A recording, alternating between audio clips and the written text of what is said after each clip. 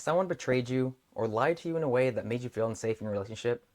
If so, we're diving into how to handle these moments when your trust has been broken, exploring why it's normal to feel unsettled, and what steps you can take to exactly move forward with clarity and confidence. By the end of this video, you'll understand how to protect yourself and navigate the delicate balance of trust, forgiveness, and boundaries in relationships, whether it's a new connection or whether you've been together for years. If you're ready to transform your relationship and build a lasting connection, then hit that subscribe button so you can be notified when I post videos each week, when I provide practical tools to help you understand and create that relationship that you truly deserve. In case we haven't met, I'm Dr. Luke, and I help men and women in long-term relationships heal and reconcile after infidelity or separation. Here on this path, I'm going to go way beyond and much deeper than what any coach is willing to go on such a sensitive topic. It's the same thing that helped brought clarity to me and all of my clients. I know if it worked for me and for them, it can also work for you as well. So I want you to think back to that initial shock when you first found out about the infidelity.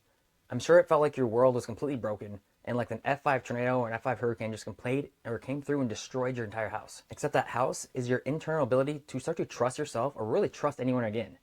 Because the depth of the pain that comes from having such a deep trust broken with someone that's so close to you is literally earth shattering. And this revelation is more than just a little unsettling. Not only do you feel emotionally unsafe, your inability to really understand how you even feel in such a terrible, confusing time, the worst part yet is you feel psychologically unsafe. You don't know whether to even trust your own thoughts, your own feelings, and really, if you can't trust yourself, how can you ever trust someone else again? Especially someone who's broken such a deep-seated trust that you gave your heart to, where at times they may have even made you question your own sanity and could have gaslighted you for years or months. And you're really worried about whether it's going to continue to go on, or is this something that can really be stopped and salvage your marriage? So one of the first things we truly have to understand is that people often are seeking validation, whether it's from friends, family, a spouse, or a partner. It really doesn't matter. And the same goes for when it comes to infidelity or cheating or affairs. It's that same primary concept of seeking that validation outside of yourself. Meaning, I feel unsafe, I'm insecure, and I just want someone to boost me up and make me feel better. So once a cheater is always a cheater, because healing and changing our internal thoughts, our internal emotions, takes an extremely long time, and it's a slow process because we've been slowly programmed for years from our past experiences, our parents, and our past relationships, let alone past traumas that have severely ingrained these emotional responses or even physical responses to where we seek something outside of ourselves. So it brings us back to that question. Can they really change? They've been insecure or had trauma for years that has been unprocessed and unhealed. And let me tell you, yes, it can. But it really starts with being able to recognize and being remorseful for your past mistakes, both whether you're the betrayed partner or the unfaithful partner. We have to be really to self-reflect and understand what is the root cause of how did this infidelity or affair even happen. And I know you're probably questioning yourself, as the betrayed partner, how could this have anything to do with me? So let me tell you, it does, but it doesn't. It mainly rests in the unfaithful partner's inner emotions and their inner reactions and how they think and perceive and interact with the world. So what does that mean for you as the betrayed partner? What it means is, while you may not have directly caused the internal wounds from the unfaithful partner, you also could have emotionally hurt them or reacted in a way that made them feel rejected, unloved, and abandoned. And these are the exact same feelings that they felt throughout their childhood and past relationships. But the only problem is, it's something that's called recency bias. So while these issues or these unhealed emotions were rooted back in other relationships or childhood trauma, the problem is you're the most recent person that they've felt these emotions with. Because when it comes to trauma or emotional triggering, a lot of the points or the pain point accesses are really buried down deep in within us. And we often suppress them because we don't like them. Our brain doesn't like to be in pain.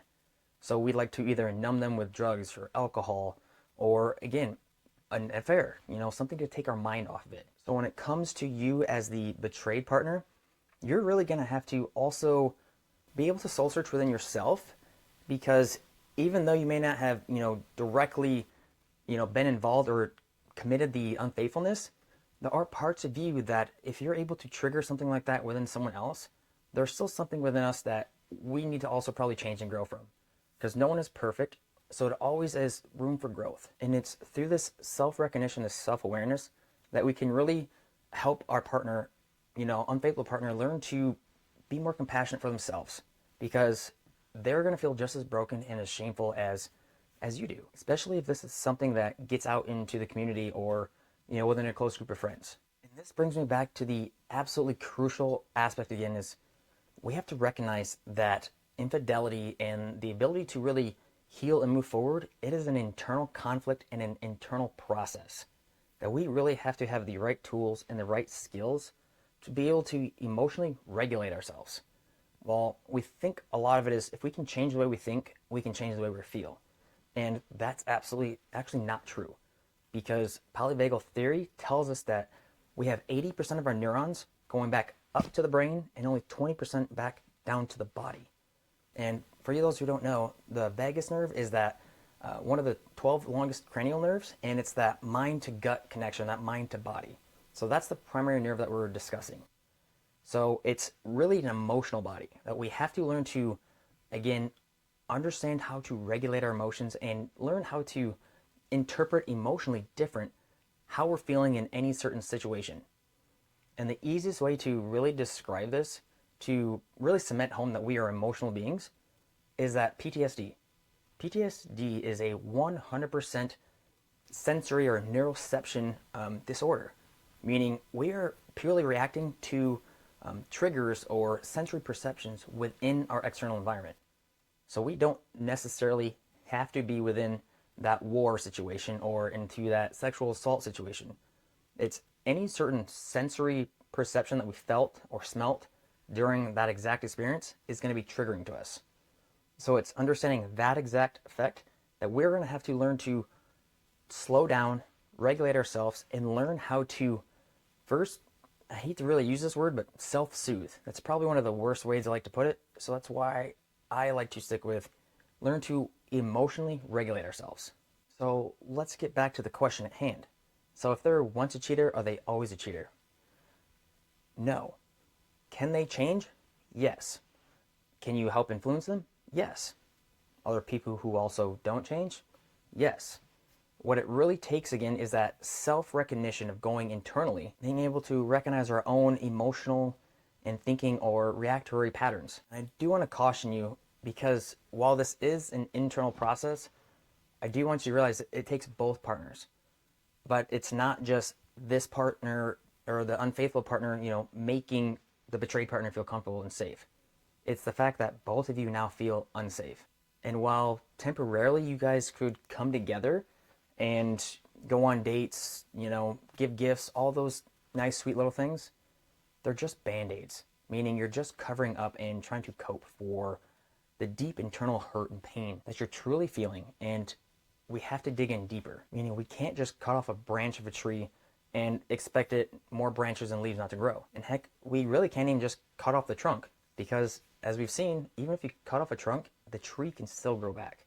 So we have to dive deep into the root issues of why does this pattern keep occurring, or why do I continue to feel this way? So that brings us to the question, how do we really know if our partner is going to repeat the same pattern? And there's no straightforward answer for this, but the best path forward is always going to be radical honesty. You and your partner have to be willing to walk this road together and be able to communicate about how you're feeling and your frustrations. But I also want to caution you to make sure you're not blaming each other.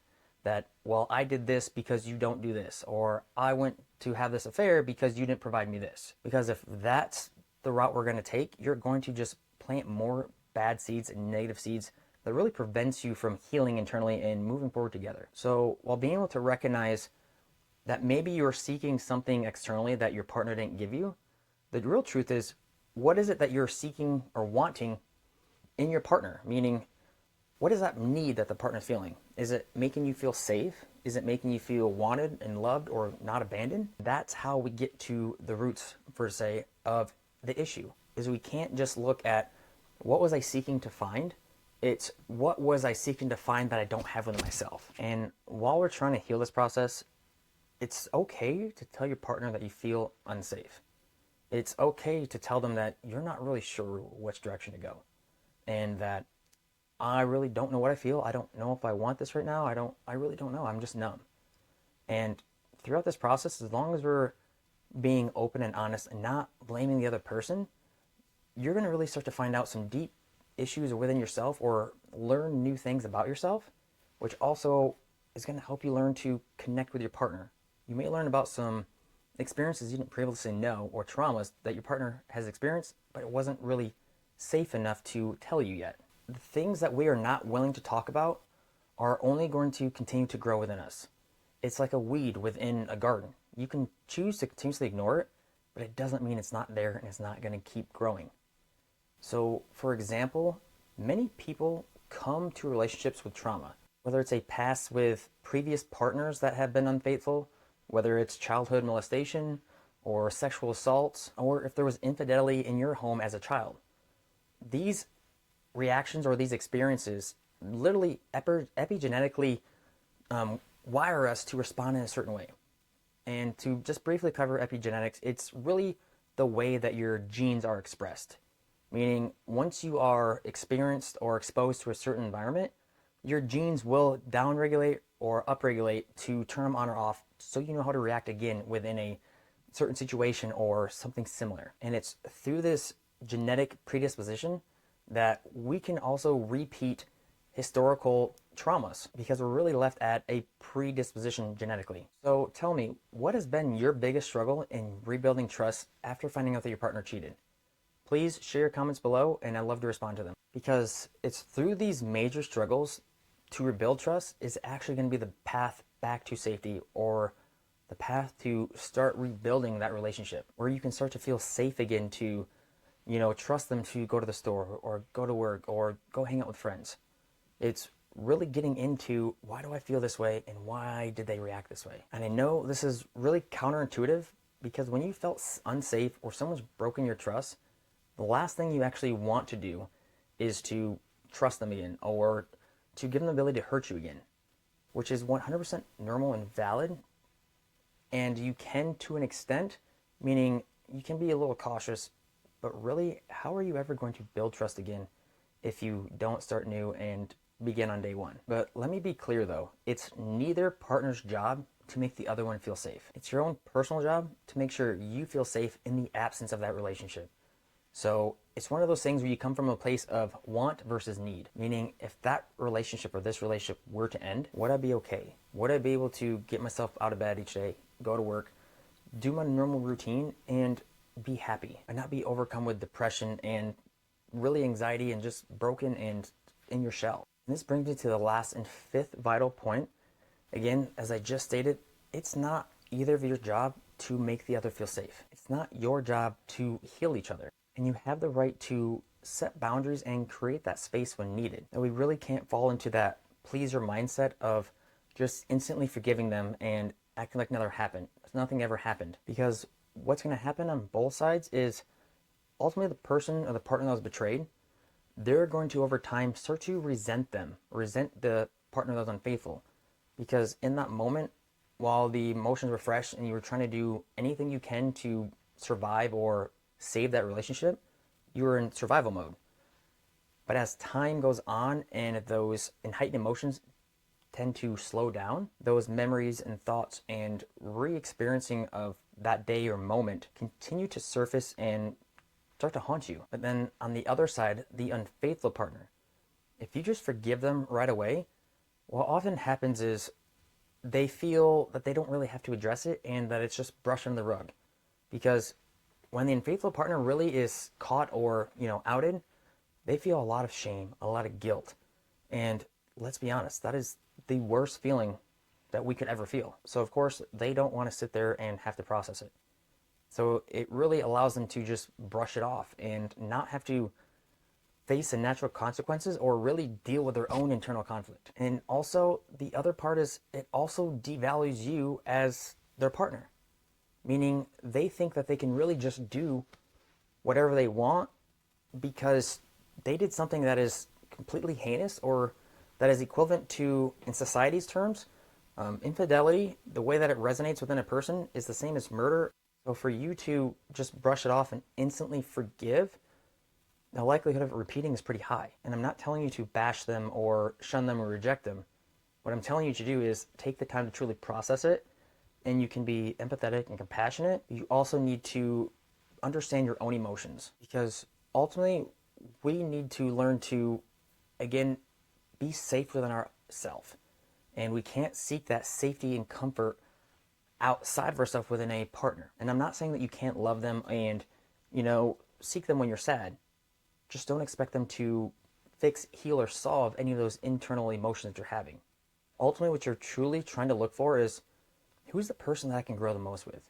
Who do I have that really pushes my potential and makes me become a better person? Because that's the type of person you want to be in a relationship with. So, as you can see, this is a very detailed topic that has so many different nuances and so many different, variables that could be at play here. And really, you can't afford to wait any longer to make these mistakes and really let this opportunity for growth and for healing, not only within yourself, but your relationship, to pass you by. So if you're really serious about trying to heal your relationship and learning those right tools and skills to set your relationship on the path of reconciliation, then please, I encourage you to schedule your free consultation today for my relationship restoration program, which is the only proven 5-step program to rebuild your relationship from the ground up.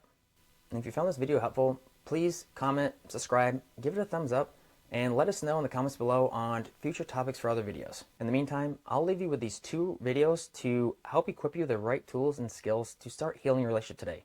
I'll see you in the next video.